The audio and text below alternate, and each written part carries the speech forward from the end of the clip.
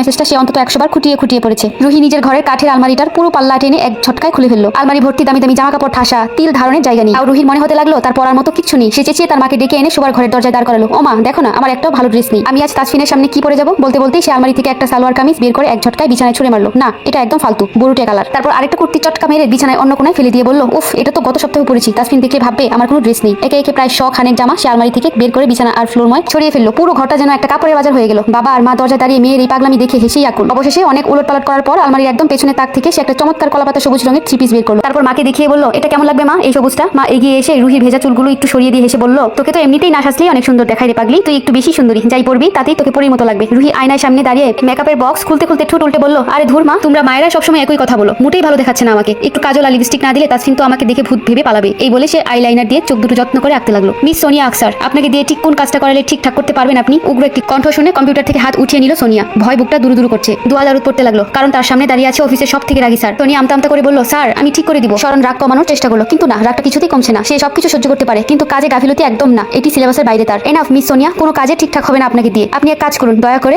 বিয়ে করে বাচ্চা কাচ্চা নিয়ে বসে থাকুন বাসায়। একটু থেমে আবার বলল শরণ, ওই কাজটাও হয়তো আপনাকে দিয়ে হবে না স্যার, আর কিছু বলতে হবে না আপনাকে। আমি ওয়াহিদ খান শরণ, সবকিছু সহ্য করলেও এই একটা জিনিস সহ্য করতে পারি না। আর আপনি যদি এটা বুঝে যান তবে ভালো, না হলে চাকরি থেকে বহিষ্কার করতে আমার 2 মিনিটও লাগবে না। সোনিয়া কণ্ঠস্বর খাদে নামিয়ে বলল, ভুল হবে না স্যার, ঠিক করে দিচ্ছি। ওর্থলেস, তুমি হচ্ছে অকর্মা, তোমার দ্বারা শুধু সিস্টেম হ্যাং আর ইউরোই করা যাবে, ঠিক আর হবে না। ইউজলেস একটা, জলদি ঠিক করো। শরণ নিজের কেবিনে চলে আসলো। আজকে একটু বেশি রাগ হচ্ছে তার। সকাল সকাল অফিসে এসে ঝামেলা বাঁধলে রাগ হবে না? অফিসটা তো আর তার বাপের না, চাচার জবাবদিহিতা দিতে হয় প্রতিদিন। আর অন্যদিকে এদের নাটক। সোনিয়া শরণের কথাগুলো শুনে চুপ করে থাকলো। এগুলো প্রতিদিন কথা শুনতে শুনতে অভ্যাস হয়ে গেছে, কিন্তু কাজ করার মন বসছে না। তবু করতে হবে, এটাই নিয়ম প্রতিদিনের। কোথায় যেন চাপ লেগে তার জন্য একটা ওয়ার্ডের সব কয়টা কম্পিউটারের সমস্যা দেখা দিয়েছে। আসলেই কি তার দোষ? উত্তর খুঁজে পাচ্ছে না। সময়টা ঠিক একটা, জোহরের নামাজ পড়ে মাত্রই বের হয়েছে তাসফিন রুহির জন্য অপেক্ষা করছে, কিন্তু মেয়েটা যেন আসছেই না। বারবার দাঁড়িয়ে ঘড়ির দিকে তাকাচ্ছে। ঠিক তখনই ক্যাফের কাছের দেয়াল ভেদ করে তাসফিনের চোখ গেল বাইরের রাস্তার দিকে। কলাপাতা সবুজ রঙের 3 পিসটায় তাকে আজ অসম্ভব মায়াবী আর বেশি সুন্দরী লাগছিল। রুহি গাড়ি থেকে নেমেই ক্যাফের ভেতর তাসফিনকে দেখতে পেল। তার ফর্সা মুখে এক চিলতে চওড়া হাসি ফুটে উঠলো। সে হাত উঁচিয়ে তাসফিনের দিকে তাকিয়ে চপ্পল ভঙ্গিতে হাই দিল। রুহি প্রায় উঠতে উঠতে ক্যাফের ভেতর ঢুকে তাসফিনের টেবিলটার সামনে এসে দাঁড়ালো, কিন্তু তাসফিন তার দিকে ভালোভাবে তাকালোই না। সে কেবল একটা সৌজন্যমূলক হালকা মাথা নাড়লো। তার চোখে কোনো মুগ্ধতা ছিল না, ছিল এক অদ্ভুত উদাসীনতা। তাসফিনের এই শীতলতা দেখে রুহির বুকের ভেতরটা এক মুহূর্তে দমে গেল। এত যত্ন করে সাজা, এত জামা কাপড় উলটপালট করার সব আনন্দ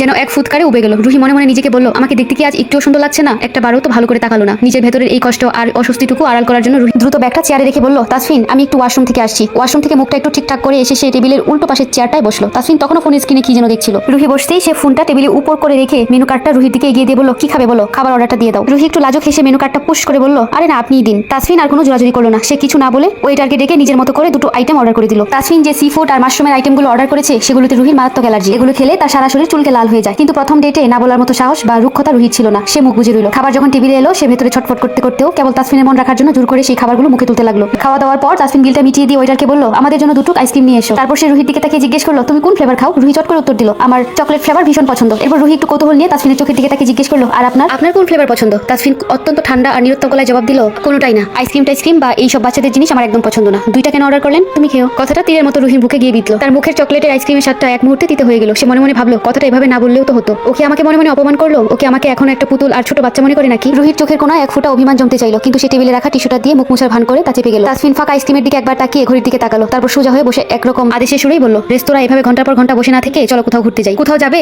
ঘুরতে যাওয়ার প্রস্তাবটা শুনে রুহির এতক্ষণের মন খারাপের মেঘটা একটু হলেও কাটলো। সে তাসফিনের চোখের দিকে তাকিয়ে ইতস্তত করে বলল, তাহলে চলুন শাহবাগ যাই। ওখানে ফুলের দোকানগুলো মানে মিউজিয়ামে একটু ঘুরে আসলে ভালো হতো। তাসফিন শুধু একটা ছোট্ট আচ্ছা বলে বিল মিটিয়ে উঠে দাঁড়ালো। ক্যাফ থেকে বের হয়ে তাসফিন নিজে সাদা রঙের প্রাইভেট কারটা লক খুলে ড্রাইভিং সিটে গিয়ে বসলো। রুহি একটু জোরসোর হয়ে তার পাশের প্যাসেঞ্জার সিটটায় বসলো। কিন্তু গাড়ি খানিকটা পথ যেতেই রুহির পুরো শরীরে এক অদ্ভুত অস্বস্তি শুরু হলো। দুপুরের সেই অ্যালার্জির খাবারগুলো এবার তার শরীরে বিষের মতো কাজ করতে শুরু করেছে। প্রথমে গলার নিচে, তারপর 2 হাতের কবজিতে তীব্র চুলকানি শুরু হলো। রুহি আপ্রাণ চেষ্টা করছিল তাসফিনের সামনে নিজেকে স্বাভাবিক রাখার, কিন্তু চুলকানির তীব্রতা এতটাই বাড়ছিল যে সে না পেরে নখ দিয়ে হাত আর গলা চুলকাতে লাগলো। তার এই অনবরত নড়াচড়া আর হাত চুলকানো দেখে তাসফিন ড্রাইভ করতে করতে আর চোখে একবার তাকালো। তারপর গম্ভীর গলায় জিজ্ঞেস করলো, কোনো অসুবিধা হচ্ছে তোমার? এভাবে ছটফট করছো কেন? ম্লান হেসে বলল, না না কিছু না, আমি ঠিক আছি। কিন্তু মিনিট দশেকের মধ্যে রুহির শরীরের অবস্থা আরো খারাপের দিকে চলে গেল। সায়েন্স ল্যাব পার হওয়ার সময় তাসফিন যখন জ্যামে আটকে রুহির দিকে পুরোপুরি তাকালো তখন সে চমকে উঠলো। কলাপাতা সবুজ রঙের ড্রেসটার উপর দিয়ে রুহির ফর্সা গলা, কান আর 2 হাত একদম টকটকে লাল হয়ে ফুলে উঠেছে। রুহি তখনও চোখ বন্ধ করে দাঁতে দাঁত চেপে চুলকানি সহ্য করার চেষ্টা করছে, আর তার চোখ দিয়ে টুপটুপ করে পানি পড়ছে। রুহির এই অবস্থা দেখে তাসফিন আর এক মুহূর্ত গাড়ি চালালো না। সে অত্যন্ত দ্রুত গাড়িটা রাস্তার একদম বাঁ পাশে চিপা চিপা করে থামিয়ে দিল। ইঞ্জিন বন্ধ করে সে রুহির দিকে পুরো ঘুরে বসে তীব্র কড়াকড়ি সুরে বলল, রুহি মুখে কি করছো তুমি? কোনো সমস্যা হয়েছে? রুহি তাও মাথা নিচু করে রইল। মুখ ফুটে নিজের সমস্যার কথা স্বীকার করতে চাইল না। সে ড্রেসের খুঁট আঙ্গুলে পেঁচাতে পেঁচাতে ফিসফিস করে বলল, কিছু হয়নি তো। রুহির এই অদ্ভুত লুকোচুরি আর চাপা স্বভাব দেখে তাসফিনের কাল রাতের ভেতরে জমে থাকা সব রাগ আর অস্থিরতা এক মুহূর্তে ফেটে পড়লো। সে স্টিয়ারিং হুইলে একটা জোরে থাপ্পড় মেরে প্রচন্ড ধমক দিয়ে বলে উঠল, স্টুপিড, এই মাঝ রাস্তায় নাটক করা বন্ধ করো তো। কি হয়েছে সেটা সোজা বলো। শরীরে যেভাবে লাল হয়ে যাচ্ছে তাও কেন নাটক করছো? তাসফিনের মুখে এমন কর্কশ আর চড়া গলায় ধমক রুহি তার জীবনে কোনোদিন শুনেনি। এমনি অ্যালার্জির তীব্র যন্ত্রণা যন্ত্রণায় তার শরীর জ্বলছিল। তার উপর এই ধমকটা সহ্য করার মতো ক্ষমতা তার ছিল না। রুহি আর নিজেকে ধরে রাখতে পারলো না। সে দুই হাতে মুখ ঢেকে হু হু করে বাচ্চার মতো কান্না করে দিল। সে কাঁদতে কাঁদতে হেঁচকি তুলে ভাঙা গলায় বলল,